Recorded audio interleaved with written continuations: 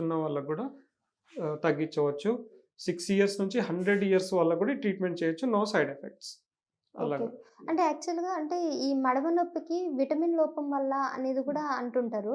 So, మరి దానికి ఆ విటమిన్ సపోజ్ బి12 లోపమో లేకపోతే ఇంక వాటెవర్ అయితే ఆ టాబ్లెట్స్ తీసుకుంటే సరిపోదంటారా?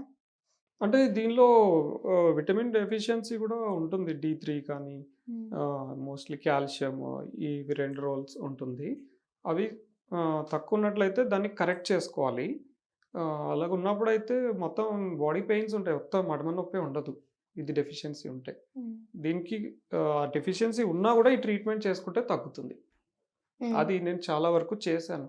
మా దగ్గర చాలా మంది తగ్గించుకున్నారు నడుము మడమ నొప్పి. నొప్పొచ్చి. హ్మ్. డెఫిషియన్సీ ఉన్నా గూడా ఇది చేసుకుంటే 80-90% తగ్గిపోతుంది.